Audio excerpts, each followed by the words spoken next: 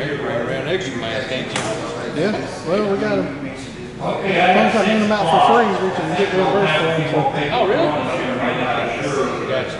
I would like for us to go ahead and get started because we want to get outside the light burn, try to get out and do that before it gets dark. I'd like to thank everyone for being here tonight, commissioners, the water department, our fire department, and other concerned people, contractors. Appreciate y'all being here. Look forward to your questions. While we're here tonight, we're adopting the new code edition 2018. And in that code edition, it has sprinkler systems built into it as part of the code. The state legislature, and what they've adopted for the state, gave us an option to opt out of it if we want to. And so this is for us to have an informed decision on what this is, so we can make that decision whether to keep it in the code or in our local jurisdiction take it out as well. We have some really good people here with us tonight. I guess I'll introduce Gary and let you introduce the crew. This is Gary West. Gary and I have known each other for probably 10 years now. And Gary was with the State Fire Marshal's Office and assistant Deputy Commissioner. Deputy Commissioner of Commerce District. There you go. He got this big long title. And he actually came up here and helped us with warehouse fire. So he's familiar with Hartsville and our fire department and the capabilities we have. And he's the one that I reached out to try to see if we could make this happen. And with his help, I'm really thankful that we were able to make it happen tonight. So Gary, y'all do what you need to do. Okay, thank you. And I'll introduce everybody. I just want to tell you about myself first. Gary West. I was with the State Fire Marshal's also. I was the Deputy Commissioner for them. I was a fire chief before that in Gatlinburg, Tennessee. And I'm a volunteer fireman today. And I live in a sprinkler home. And I believe in fire sprinklers. And I know what they do. A couple of years ago, I decided to retire from the state after my 30 years of service. And I went and followed my passion. This is my passion. So I love saving lives, and that's what I enjoy. So it's been a great career for me. Tonight, it's a privilege of mine to have our president of the National Fire Sprinkler Association here, Mr. Shane Ray, and he's going to speak to you here in just a minute. Shane has a long background in the fire service. He's been in it probably as long as I have, since early childhood. We kind of grew up in the fire service. And he was a state fire marshal in South Carolina when I was here in Tennessee, so we've known each other for a long time.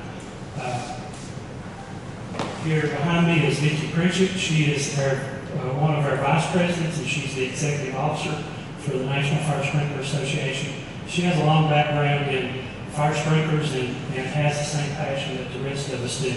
And I'm not going to say any more about that because I think you'll feel that whenever she talks about it. And we've all done a lot of time working on this. And then over here on the other side of the room is Brian Biggs. He's a former fire chief also, and he is responsible for the whole southeastern region of the country, from Tennessee and the other 5 states surrounding us here. Brian's been with us. He and I both kind of came at the same time. But all of us live in sprinklered homes, and we believe in it. So it's my privilege to introduce Shane Wright. Thank you, Gary, and thank you all.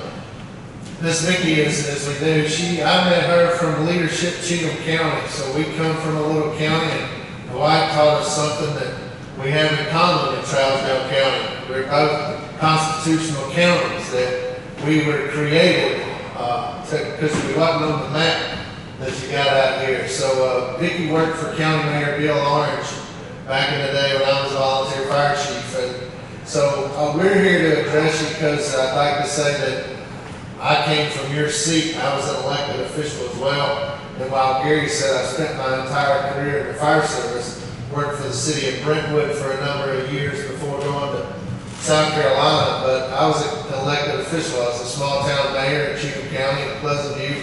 And Vicki worked for the county mayor. She was the economic and community development director for the county. And so that's how we got here. And so I'll turn it over to Vicki. She's got her story to tell and how we got here. But I'd like to say that I'm here sharing with you as an elected official who faced this decision myself a long time ago. Now, I'll say this, my children still refer to Shane either as Chief Ray or Mayor Ray, and it's just from so much tradition, they just determine which title they want to give it. But I thought Gary was going to say, and this is Miss Vicki, and she's our country girl, because let me tell you, I feel like I'm at home. I am a country girl, born and raised on a farm, and I'm going to show you some pictures tonight of the 1942 farmhouse that my grandfather built that I recently renovated and did retrofit with fire sprinklers and protectives. But I really do kind of feel like I'm home. I called my dad, who just turned 80 yesterday, and told him where I was, that I made it here safe. And he said, "Now you remember going to Trousdale County, don't you?" I said, "Well, yeah, I remember we would come here for ball games and something." He said, "Yeah, we go down there and get our butt beat." And I said, "Well, I don't remember that, Daddy." And he said, "Well, I can't remember." And he was trying to tell me that, was there really a tobacco bowl here? So he's right. So I'm going to tell him that in front of the county commission, I verified it, clarified it. So he just wanted me to know where I was. And I said, "Well, I'm just so proud to be here. I almost feel like Cousin Minnie Pearl." But Shane is right. We are passionate about fire sprinklers, and when I was first exposed, I was and I say that like I caught the COVID or something, but it's almost like that. As Economic and Community Development Director, we were focused on the growth that the University of Tennessee was projecting would come to Cheatham County. They said, "You're the last frontier." All those people moving out of, I know y'all have never heard this, from Davidson County and maybe Hendersonville way, they just want to get a little bit further out, and they're coming, they're knocking on your door.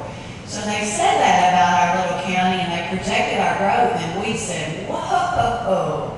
And Chief Ray, as the fire chief, was there knocking on the door saying, "Well, if you build it, you better protect it, because it's volunteer firefighters and volunteer fire departments across our county." We had 7 at the time. We might not be able to. We might be in Nashville working, but if the new growth that comes protects itself, then it's a whole different equation. And Shane will talk to you about the tax implications and those things as we work our way through tonight. But it is a passion, and it's something that after you're exposed to the facts and you see what you're going to see tonight, you can make up your own mind. Now, I became a big cheerleader. They laughed at me and they said, "Well, we don't have to talk about this anymore because you get so fired up about it." And I said, "Well, it just makes common sense. Like, why are we even fussing about this?" And then I had a wise old sage advisor, Mr. Jim Dalton. He said, "There's this thing called politics. And sometimes politics of life safety can can get quite entertaining. I didn't really know what he meant, but I've watched it play out. And I will say this, I'm proud to be from Cheatham County. My home is now in Dixon County, but Cheatham County holds a special place. They were very proactive when they took the stand and required fire sprinklers. And guess what? The home builders are still in business. The new folks are still coming to town. We're still protecting those with volunteer firefighters, and our taxes have not went up. So that's all I can say. You can check my facts. I can get it if I was on Fox News, they'd do a fact check on me right now. But we're going to share some of this, and we're going to quickly go through these because we know you really want to see it to believe it, right? And I'm always ready to fire. That's true. See, I knew I was going to be this way. I'm big on the trigger. Shane, this is your slide. You were the fire chief, and you shared this with us and the Economic and Community Development Board. And so as somebody who went to college, so as a volunteer firefighter, I went to college and was educated for fire protection. I went and worked in Oak Ridge, Tennessee for the Department of Energy and all those good things, and dealt with fire protection and fire sprinklers. But even after 15 years of my career, I didn't realize they went in your home. And so I didn't do that until I became the mayor and realized that it was possible. It had been around for 30 years, and that was 20 years ago. So that's when I learned that said I was working in the city of Brentwood, and I said, look, if the city of Brentwood with $1 billion tax assessment in the city can't do it, Cheatham County was $360 million at the time for our entire county. I'm like, if they can't afford to pay for new fire trucks and full-time firefighters and all that kind of stuff, I'm like, well, Cheatham County ain't gonna be able to manage this growth at all. And at that time, we were tearing up cornfields in the back of fields and planting houses. That's what I said, and we'll show you some pictures of that. But we did it for all these reasons. But I'd like to say I got here because it was tax control, growth management, and those kind of things. The saving lives benefits was, certainly came with it. So this was a slide that we really did use. It was our first night, very similar to tonight in a sense. We brought everybody together. We wanted to learn about fire sprinklers. We brought the water utility district manager and I think it changes on its own 5 seconds. So they all came, but what came up with this, I thought, very grand idea, and I said, Shane, we're going to meet at the elementary school. He said, why are we going to elementary school? I said, because people act different there. It's where they watch their children graduate from kindergarten, and then fourth grade came, and so everybody just had a better treatment. So we all got together, and we invited every one of the stakeholders. We had the insurance agent, the realtors, the water purveyor, the elected officials, and guess what? The home builders and developers who were proposing the developments that were going to come in and, in some people's eyes, destroy our county.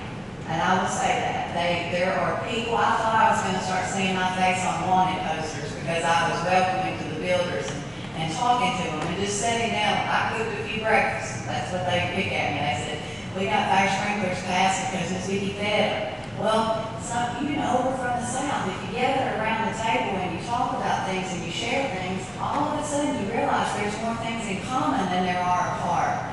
And at the end of that night, and it only lasted an hour, we had made a huge step forward. And I think the thing that most people realized after the Boy Scouts presented the colors and the fourth graders sang, because they had a patriotic selection prepared for the PTO meeting, which was next week, we were on our way to building a community that focused on quality of life. And that was one of the places where the water purveyors, the insurance companies, I went to church with our state farm agent, and he said, Shane, if you do those sprinklers, I'm going to have to charge you more. And I said, fair. And at the time, I was traveling the country speaking on firefighter training, not with fire sprinklers. And so I said, Barry, State Farm is at the time, was the only insurance company, this is back in the late 90s. I said, your company is the only company in the country that has a nationwide policy for a 10% discount. So he's like, really? I'm like, yeah, don't make me call your bosses. You better go get your manual out and read where it says you give a discount.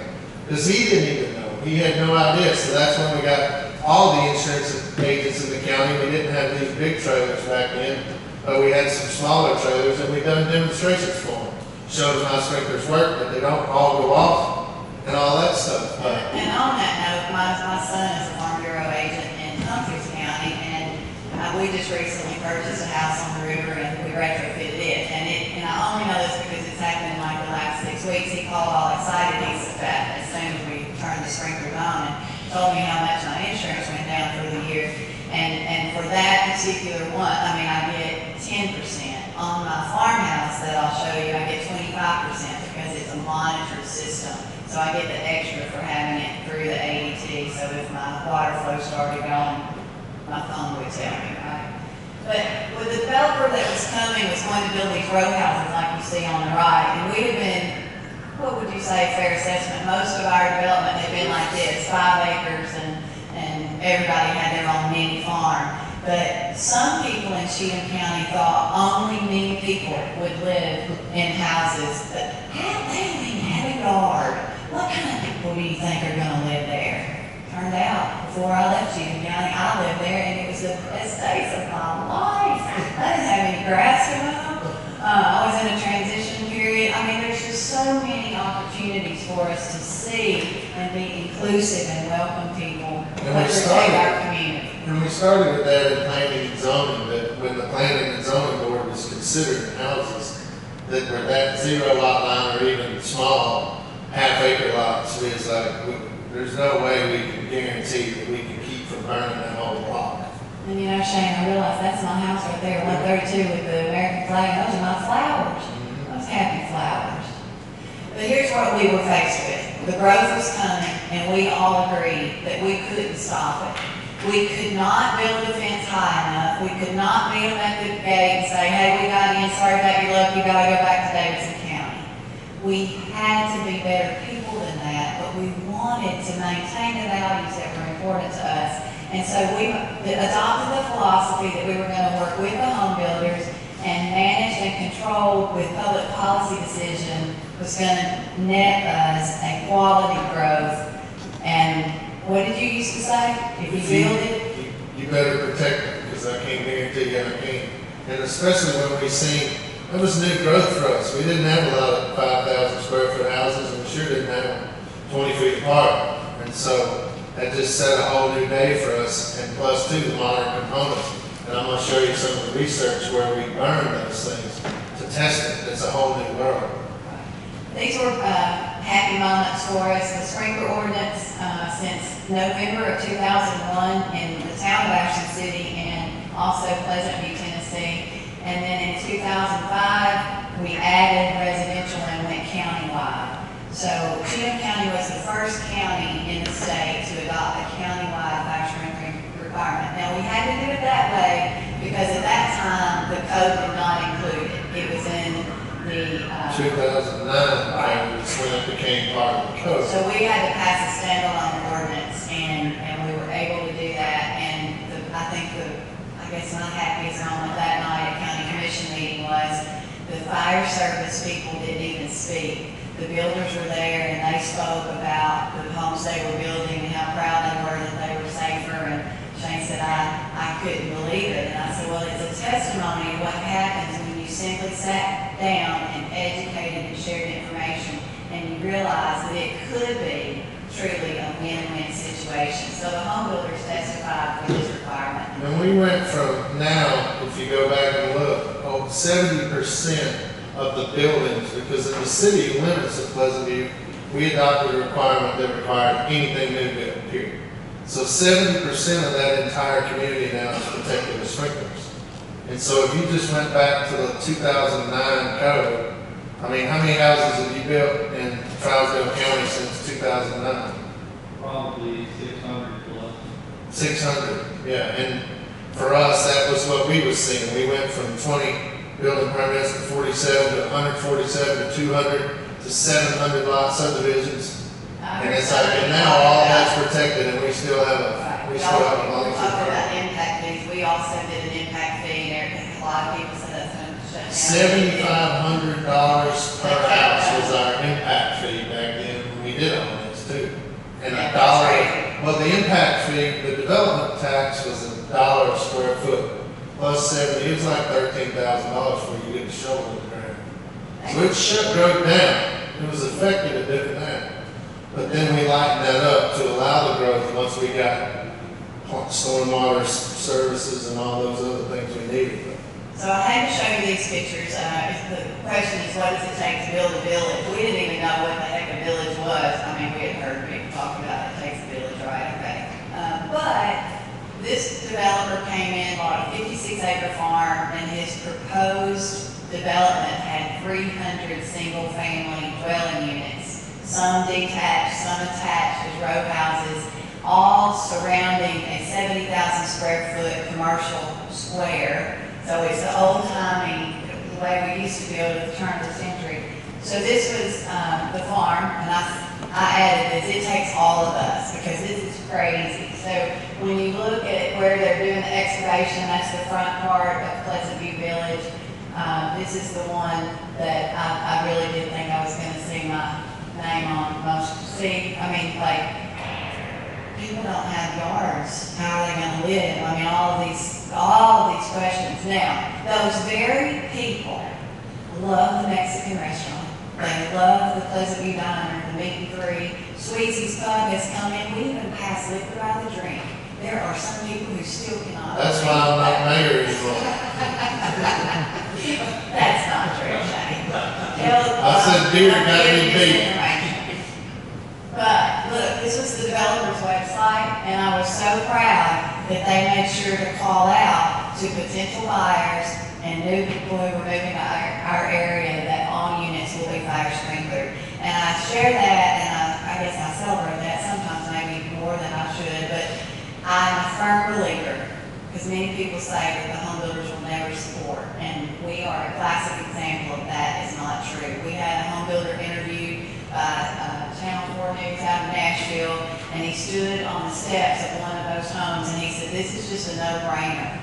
When they explained and for what it cost, and that's where we're going next, because I know you're wondering. The county mayor had a meeting quarterly. We met the fire chiefs and utility districts and the builders met quarterly to talk about how we could help. The cul-de-sac links, stormwater drainage, curb, and go All down the trade-offs. streets. So there's things that because you install fire sprinklers in the subdivision, you're able to get a longer cul-de-sac and all that. So I got this just from a standpoint of what a builder looks at, and I asked our local builder, would he share his numbers? I said, now listen, if it's none of my business, tell me it's none of my business. But I would really like to be able to say, how much did it cost to install fire sprinklers? And so I want to blow them up. The profit on this home, which is a home that was built in Pleasant View Village, you'll see the date there, this is in 2007. He put 8.5% in his pocket, or $20,908. The fire sprinklers were 1.3%. That fell right in line with what the national organization called the Home Fire Sprinkler Coalition had shared. They said anywhere from 1 to 1.5% of the cost of the home, and that's important because if you're building a home in Vail, Colorado, the whole house costs more, right? But in Cheatham County, Tennessee, it costs less. And our goal is to keep it under 2%. We said if it's under 2% of the cost of the home, and you look at all the other taxes and things, that was our goal. Okay, so remember that number, 8.5% he put in his pocket. This is another one, and he put 10.2. Inquiring mind that I have, I said, well, Mr. Danny, what happened here? And he said, well, it's just like buying a car, Vicki. He said, some people pay sticker price, and some people negotiate. And it didn't faze him a bit. And I pointed out, but look, the fire sprinklers were less than that change in the profit. So the only reason I share this is never let anybody convince you that they're going to be put out of business if they're a home builder because they have to install fire sprinklers. You cannot prove it with the numbers we have. Now, I'm just throwing this one in because I said nobody's petitioning the county commission because plumbing, indoor plumbing in this particular home was 5.1%. That was just kind of a giggle moment for me. And that was before they built bathrooms bigger than my closet. Very true. So this was the other argument that we hear many times is that, well, you're going to keep that first-time home buyer. Nobody's going to be able to buy their first home, that starter home. So I went and I pulled the statistics from 2 starter homes in our area. These were real homes. One was sprinkled, the one on the left, and one was not. And the reason for that is the one that was not was in the county, and at the time it was not required. The county did come along later, but for this particular comparison, so look at this, the difference. And specifically, look at the fact that the sprinklers in that starter home were $1,147. So I ask you this, they're gonna upgrade the granite, for sure. Or maybe boards or something newer than that nowadays. They're gonna most likely upgrade their carpet. I will argue with just about anybody that wants to argue with me that it's not going to keep the first-time home buyer from buying a house. Do you think? I mean, I just don't see that $1,100 is going to be the deal breaker. But this house now, today, what's funny is this yes. house right here, what's amazing, this house, $300,000 plus today. And they'll pay, they'll have a bid off for it. That's crazy. I've never seen the housing market in our little community like it is now. So here's just a real quick little walk. I told you about the 1942 farmhouse. You see it there. That's the entrance going in. As you can tell, I made a new old house. We gutted it, kept the floors, original hardwood floors, front door remained, but other than the exterior, everything inside was ripped out. New wiring, insulation. So it was easy for me to get I call it, the kids call it, look, it's Tennessee got Walls orange paint. I said, yeah, our favorite color. So you can see how we ran up, and I did make the choice, and this was my choice, to do sidewall heads. They have sidewall heads, they have pendant heads that are in the ceiling, and I just opted to not worry about getting up in the attic. I didn't have to worry about insulation and freezing and that sort of thing. Personal preference on my part. But this was like, how do you do it on well water? Here's how. Pump and tank. It's in the basement. Shane, talk about the specifics. The question that the gentleman asked earlier about what pressure is required, and it's my technician. So this tank's 240 gallons, and all the code requires is that you have 10 minutes of water supply. And so she needed 26 gallons a minute, usually is roughly what you need, but in her case, the house is not 2,000 square feet, so you have 7 minutes of water supply. So that pump is designed to flow 2 sprinkler heads, so 26 gallons of water, and typically that's at about 40 pounds of pressure, but they have sprinkler devices now that will run on as low as 7 pounds of pressure, but it typically has more than that. You see that sidewall head again? They do make concealed plates, but I didn't want those. I wanted you to see my firefighters in my home. I wanted people to ask questions. I have never been so disappointed. People still don't ask questions about my fire sprinkler. They come in and they don't notice them, because when it's finished, it's just like, it's like another little thing on the wall or in the ceiling. And I always have to say, hey, like my fire sprinklers. What are you talking about? You notice how it's down 4 inches, so it's designed to throw the water out and across the room, and it'll also flow down the wall. I'll show you a video. So just to recap, because I know this is what you really want to know, what did it cost me? These were actual numbers, $1.71 a square foot. That did include my pump and tank, and the pump and tank cost alone was $1,171. My peace of mind for myself, for my children, and as I was sharing with these gentlemen earlier, the things that were my grandma and grandpa's and their parents that I have under that roof, that I know it might have to dry out. But what is it you say? Can't unburn it. Can't unburn it. You'll So share that the peace of mind is crazy. This is the home that I do receive a 25% discount on my Farm Bureau insurance, not a commercial. But just because I knew that y'all were curious about that, I wanted to include it. So Shane, here you are in South Carolina. Yep, this is my townhome. I bought a townhome because really you definitely can't trust your neighbors. It's one thing if you live on an acre lot. It's another thing if you live in this part. But this is where they come in and retrofit. They were done in a day and a half. They And just again, run it's 4 that inches, pipe just around. like you were pointing out on mine. They run the pipe, and I'm not anything mechanical. So that's the other disclaimer. We don't install anything, sell anything, make any money off of anything. So this was me as the fire marshal, though, and then now trying to help my trim carpenter, the sprinkler's done, this is another volunteer Well, look fire at the chief city. that was helping me put the crown molding up, well, I was helping him. I was just holding the board, but I And we look see like that I we're was. promoting Jack Daniels even longer or something. Tennessee board can't get something out of him, so, but I thought I looked like a rich person. In some places in the closets, we didn't even cover it up, we just left the pipe exposed. And then I was on municipal water, so that was in the city of That's Columbia, good, that's South a good Carolina, contract. so Sure. there's my, water supply. It And- just and- comes in the house and breaks off. My domestic water goes one way, my sprinkler water over the other way. So Beautiful. that's it. It's a Yeah. beautiful thing. Well, how much did it This is the cost? fanciest house I ever had. So there's your cost. Yep, because again, I had a finished house, I didn't totally gut it, so usually we say it costs you twice as much as what it would normally, but at the same time I did that, I had plantation shutters put on the windows. It's a townhouse, right? I was a newer unit, I didn't have windows on the side, but it cost me more money to put the plantation shutters in than it did install the sprinklers, so Sprinkler wind, sprinkler wind. we'll switch over. You switch over, I'm gonna let you have this, or do you want me to keep doing it? It might be dangerous if you let me do that. Any questions while he's doing that swapping? Yes, sir. According to my calculation, you said that if you bought that house for 30 years, $1,147.50, and you buy it for 30 years, you pay about 73 cents a week. Wow. 73 We had a cents. That's a good deal. firefighter, we did have a firefighter who, when he built his home and had the fire sprinkler, what did he say, Chief Biggs, help me, because it was in your fire department, a Big Mac a week?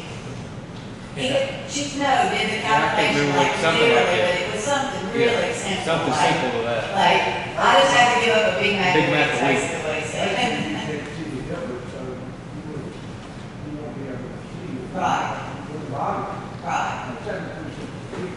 yeah, true. Yep, it's part of, again, we used it for, we allowed greater density, we reduced some street width, so we did a lot of infrastructure savings with the benefit of fire sprinklers. But I'm gonna jump in here and show you really quick, this is what we wanna show you tonight, is flash over. And this is all the way back in the days, this is from '97. This just gives you a 47-second glimpse at what flashover is, and this is what we're trying to prevent. Now, I started as a volunteer firefighter and went to school for it and did all these things, but we was amazed at how the fire environment was changing. And so that's what this is. So this is a Christmas tree fire in a room. You can tell it's fully furnished. Well, at 15 seconds here, this room is not a survivable space. So if you was in that room, you can see now already at 20 seconds, the carpet is smoking. So that's not survivable for a human. But when you see this at 47, at 30 seconds, this is not a survivable environment. A firefighter only has 17 seconds because their turnout gear is only rated for a thermal protection of direct flame for 17 seconds. But at 47 seconds, if you imagine that smoke going out into a house, and we didn't know this in '97, we was just burning Christmas trees. This is NIST. And I could go on and show you what we did in 2007, because when we burned this, these folks said, guess who we upset? Well, we upset the Christmas tree industry. So that's when we learned there was always a me representing somebody that had an education. But they said, well, that was a dry Scotch pine. And I'm like, yeah, I remind you, the first of this video said dry Scotch pine. So then we got another $1 million of government money to burn wet and dry in 2 weeks and 3 weeks and all this other stuff. But the other piece that we learned in this, so the fire environment was changing. This Charleston Sofa Superstore, that's how I got to South Carolina. Gary said I was a state fire marshal. I went there, this fire happened in '07. I went there to run state training. I didn't go there to be the state fire marshal. I went there to teach firefighters how to fight fire because we were watching the change environment. 9 firefighters lost their life in this Sofa Superstore. We underestimated the power of what that new furniture, that furniture you see out there is brand new. 9 people lost their lives because this was like, and when we went back and did the test again, when this did it, it was like you took a gasoline tanker from down here at the gas station and put it inside that building. And that's when we said, all right, things got to change. And I love, before you leave that, well, you can leave it there on the 9 that died. To me, as an ECD director, this was a very compelling statement, but it was not talking about a home, but it was talking about firefighters, and it was also making the point of how important your building codes are, your inspections are, and the fact that the city admitted after this fire took 9 of its firefighters that they did not know. Every time they built on them, there was opportunities to say, you've got to sprinkler this, that they missed.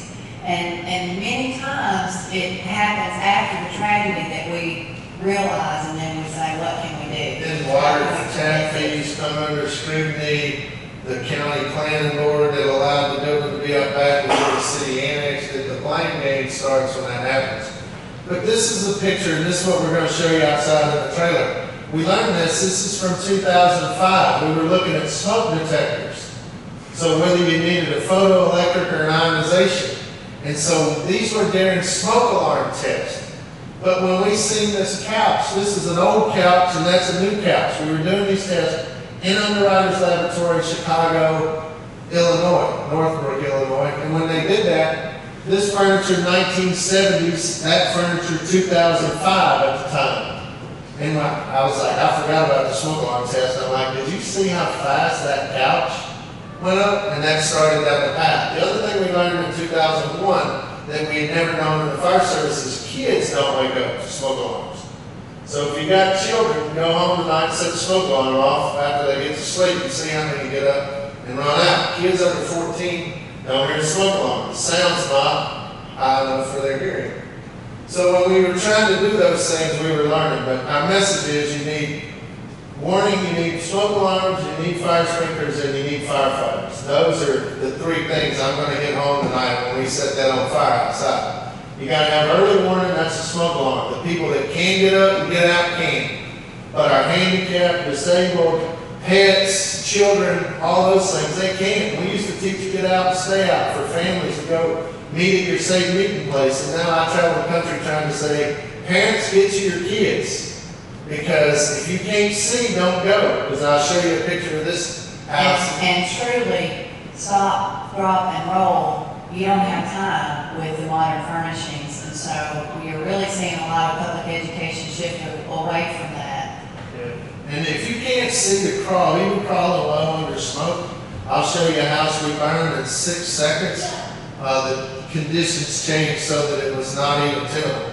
This is showing you that with fire sprinklers. So this is in houses we were burning for redevelopment, Spartanburg, South Carolina. We were doing the test. And this is if you remodel the house and you put, because the other thing that we want to talk about is the energy code. So this is an old house that I did in my first house that was built in 1896. Tore out, put new windows in it, energy efficient windows, sealed that, caulked everything up. The new energy code we didn't couple with the impact that it had on the fire in the building. And so here, one sprinkler head goes off, and that's what is going to happen outside tonight, but the temperature goes back down immediately. And look how fast it does go back down, and the fact that it never reached a point where it was non-tenable in the sprinkler room, correct? And only that one sprinkler goes off. They're each individually heat activated. It's got a bulb in there, it's got a disc, so there's different kinds, and this is the research. This is where we built a 3,200 square foot house inside that laboratory. Well, we didn't build it. Yeah, well, UL did. They built the house, and this is it was amazing. Show you the video. It's got brand new furniture. And you can see our new flat screen TV. When we were buying all these things, they're like, what are you going to do with all that? It's like, we're going to burn it up. And so this is, so watch this fire. This is and there's a sprinkler. You see that cap in the middle of the room. That's a concealed sprinkler. So it's got a cover over top of it that'll drop off at 135 degrees. And up in the ceiling is the sprinkler. And the deflector drops down when the water comes out. But the bulb in there will bust at 155 degrees. And so this will show you too that you have to have a significant fire. People think, well, I burned the toast, I do that. It's like, no, it takes a significant fire to get that thing to activate. The other piece we've never experimented with, and this was one of the first, this is in 2015, when we built this house. You got the modern energy code, you got how HVAC affects the heat and flame travel in the house. There's a second floor to this house. So when you walk out of this living room, you go into the great room that's 23 feet tall, and the kitchen straight across. And then it goes upstairs. Well, this smoke is going right out and right up, just like it would over that balcony and up top. So the second floor right now already has limited visibility on the second floor of a 3,200 square foot house. And so now watch, you'll watch the curtains will light off and drop down. We have new furniture, we have curtains out there that are new. And so this is a significant fire in this home. So even as firefighters, we're still, if you was on the second floor of this home, we would still probably have to come rescue you, which is what we say, if you can't see, don't go, close the door. And that's the other feature of this trailer we're going to show you, is the difference that the door makes. So for the people that don't have sprinklers, we don't recommend it being retrofitted. It's very rare. It's hard to find somebody to do that. But there the sprinkler activates and it starts to contain the fire. And so that sprinkler will keep that fire. The sprinklers if you sprinkle this courthouse, the sprinkler system you put in here would be designed to protect this structure. Us getting out is a byproduct of that. In our home, the sprinkler system is only designed to save our life and for us to get out. It is not designed specifically to save the property, although 96% of the time it does. But that's all that burned in that couch. So if you want to know how smoky it is, that's all that burned in that room. And that was amazing to see. I mean, we were there, actually kind of trapped in there, and as that smoke was rolling, I was like, this is unbelievable how much smoke. And it's so different from what we see with the trailers, and they explained it because it truly was a 3,200 square foot home. There was so much more space, but I could not believe how little really burned to produce that much smoke. It was very odd. You can see this, I'll back it up. So you can see where the sprinkler was. Now we kept the sprinkler and sealed that back up. Put exact same new furniture in the room. So the fire, we built it back in the same house because naturally we couldn't afford to build 232. But there's no sprinkler now. No sprinklers in this. Now watch this curtain. So the couch, the fire growth, and that's what UL does. Underwriters Laboratory that tests this is to try to do it and where we can recreate the same thing. And so you see the curtains burn exactly the same. I mean, it couldn't have worked any better for scientific research than it did. The only thing you'll see is now we still had the windows broke, so it gets out of the house, and we think it would have probably went faster if the window hadn't have failed. The window failed a little early because we didn't replace the window. We should have. If we can do this test again, we'd replace the window. But this is like 3 minutes into the fire. At 4 minutes and 10 seconds in this, a 3,200 square foot house had no survivability.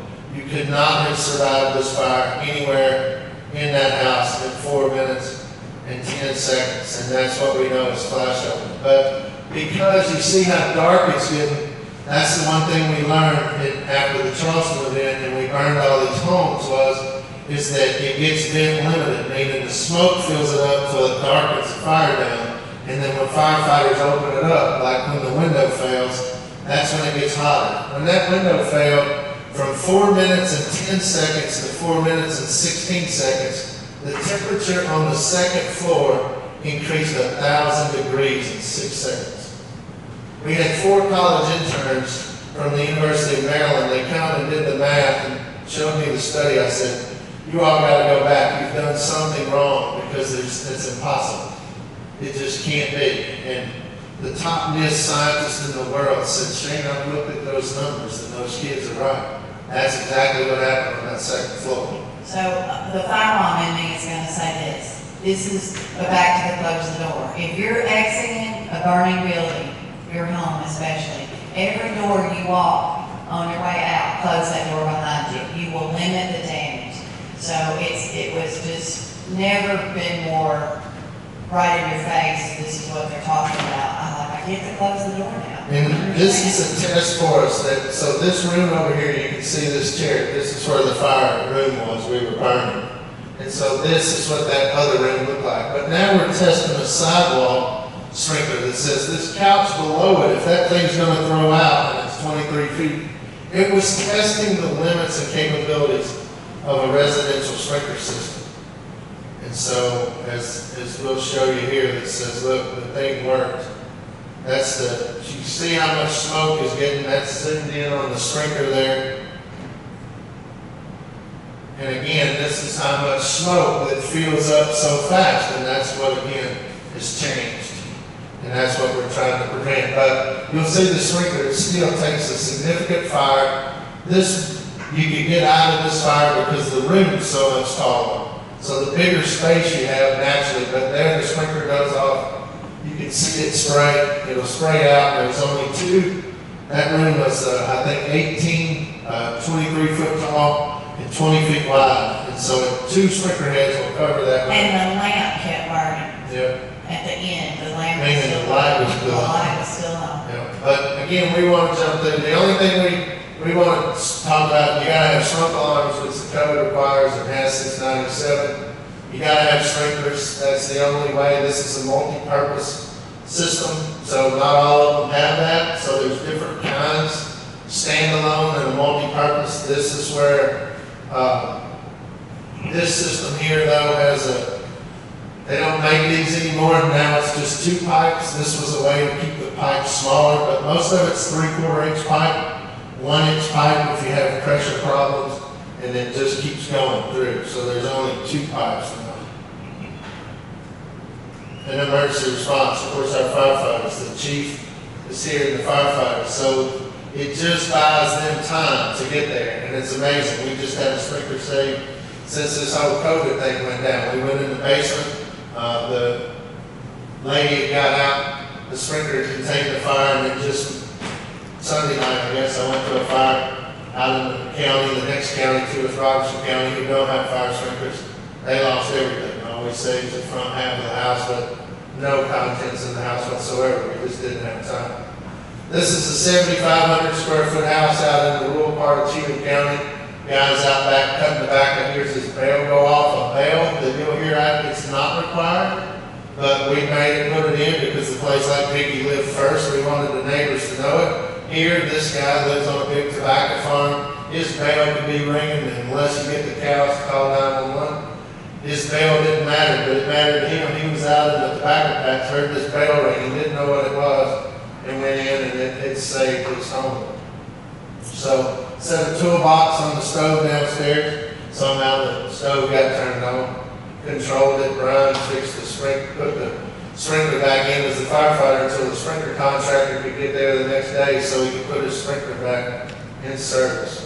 And the coolest thing on that, when that young family, after the fire, said, you know, we did this because we had to, but we really didn't think much about it or didn't think we need, but just the gratitude in their story for the fact that it did save their home and provided them so much peace of mind. So it's kind of cool to hear them talking about it. So we've got different kinds of these trailers we use all over the country. Most of them the fire departments help us with that are only 2 cell. You get the big one that's got the room in the middle to show you that they don't all go off, and the power of the door. So this is what I'm going to do today. So, questions, comments, and then we can go outside. And we'll have time for questions out there as well. I have a question. Is it going to change the cost of our permit fees? Should. So basically, the only cost we're going to be at if we adopt this is the sprinkler systems. On new construction. On new construction. Permit fees are based on the code of the drug set. Some places have planned review fees. We didn't put any planned review fees as an incentive. As a matter of fact, when we started in the city, we had even waived some of the building permit fees to help with it. Because we started with large lots. You did 4 lots or more. We got all the subdivisions first, so we didn't impact anybody that just built a single house. But if you adopt the new code today, you get it all. So I'm going to pass anything this else? around while we're still in here. Yes, sir. The comparison that she used earlier in the new home construction comparison of the percentages, whether it's 15 or 17 years ago, the average rate of inflation was 2%, it could be 30-35% higher now, but like television, it may be cheaper because they're becoming more prolific. Do you have any more current, somewhat more accurate numbers of what the real-time cost will be today? It's for us in Cheatham County, it's still the same. It's about $1.25 a square foot. What we've been talked here from the contractors I talked to, the sprinkler contractor, $1.10 to $1.35. So that's Either right. way, depending on the type of construction, how involved it is. But the average rule of thumb is about a quarter. I will say this, if you get a quote from a contractor that seems high cost, because we've had that happen before, 9 times out of 10, when Shane or I pick up the phone and call the contractor and say, what the heck, this is not right. They're like, I don't want to do residential. I'm like, well, can you just tell the people you don't want to do residential because you're killing us? And so we're slowly seeing that transition, but I think that's pretty, Nolensville is another area in the Middle Tennessee region that has adopted the requirement, and I think it's right in line there, somewhere around $1.25 and $1.35. Another question? I'm telling you, the seeing and believing the part is the best part of the whole night. We've got a sound system set up downstairs after we see the demonstration on the burn. If there's questions, I'm sure we'll. Yeah, when we get finished with the fire department, when they get it put out, you can come up there, look at it, look at the difference. See, we'll show you some of And that. the other thing that I would say to you while I can still, because I know once we get out here, Shane's gonna get all excited about seeing that fire and he's gonna have control of that microphone. If y'all wanna take a field trip, we would love to host you and have you come. I know we may have to wait till things calm down with the pandemic, but we did that as we were exploring. We loaded up the commissioners and the water developer, and we took a little ride. We went to West Tennessee, to Germantown. We asked questions. We welcome you to come and actually see the homes and take a tour. And I'll even cook breakfast casserole and seafood if you come for breakfast. That was my famous menu. All right, let's go have something.